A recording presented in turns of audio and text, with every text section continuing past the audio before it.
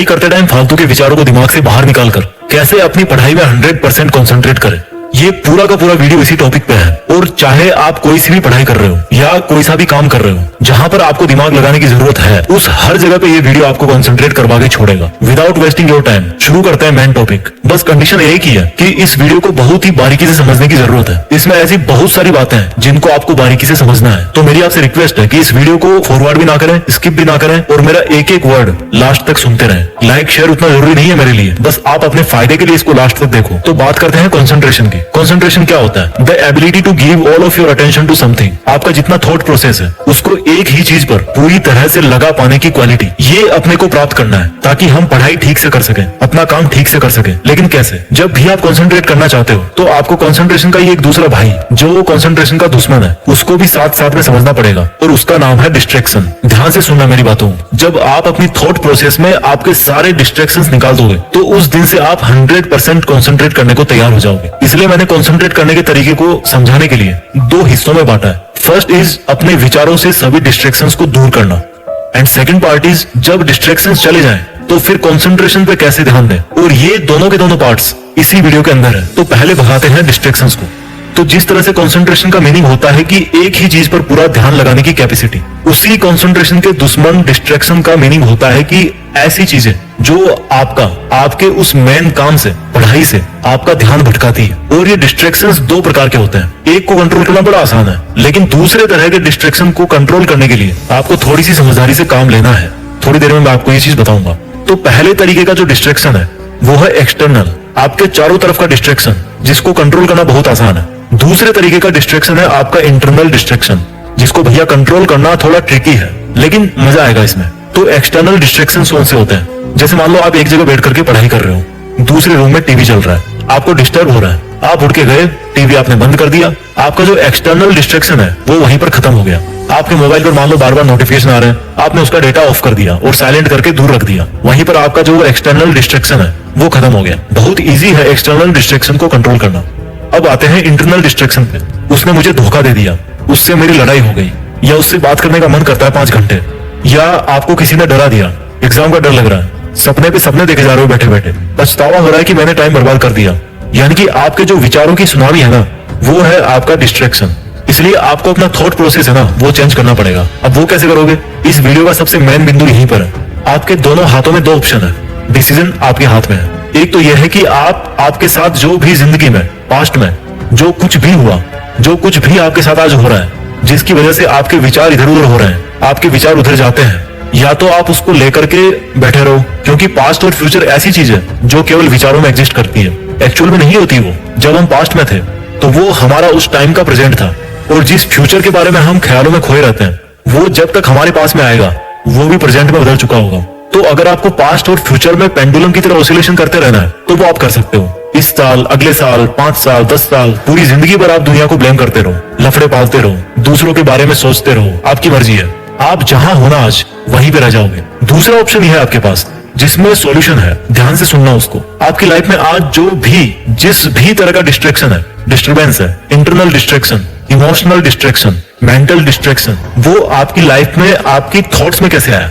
आपके पास्ट की एक्टिविटीज की वजह से। आप पास्ट में जो काम किए हो, आपका पास्ट में जैसे लोगों के साथ में उठना बैठना रहा है, आपके जो जो लफड़े रहे हैं पास्ट में, धीरे धीरे उनका रिजल्ट आना शुरू हो गया। आपने किसी ना किसी टाइम कुछ वैसा करने का सोचा था, फिर सोच काम में बदल गई, और जब काम होगा तो उसके प्रोडक्ट तो बनेंगे, रिजल्ट भी आएगा, आपके पास ही आएगा।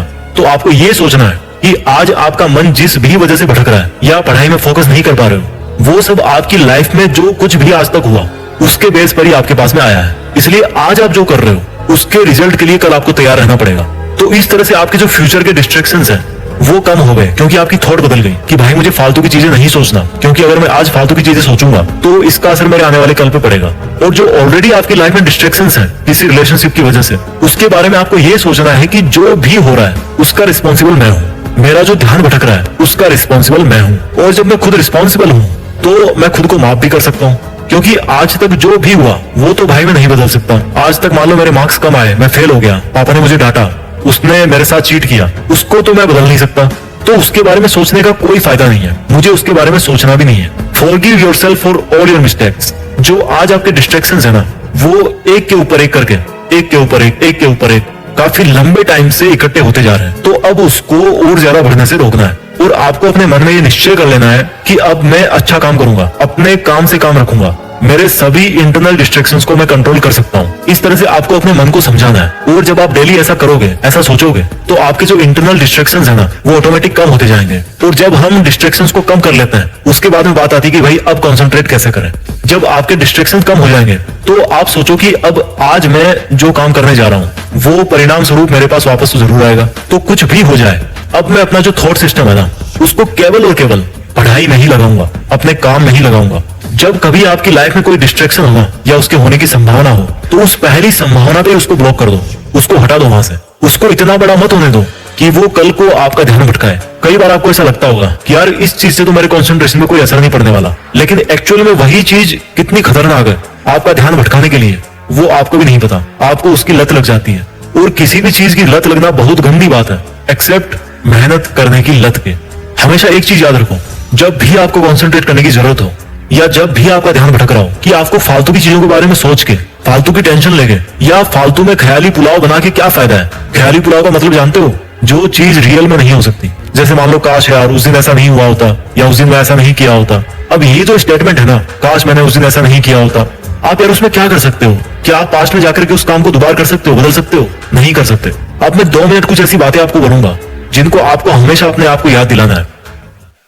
मैं पढ़ सकता हूं, मैं कंसंट्रेट कर सकता हूं, मेरे लिए फालतू के विचारों से बाहर निकलना जरूरी है, मेरे लिए फोकस करना बहुत जरूरी है, मुझे केवल प्रेजेंट पर ही ध्यान देना है, मैं केवल प्रेजेंट को बदल करके ही अपने फ्यूचर को बदल सकता हूं, मैं आज से ही मेरा ध्यान भटकाने वाली चीजों को खुद से दूर कर दूंगा, मैं आज से ही अपने लक्ष्य के प्रति ईमानदार बनूंगा।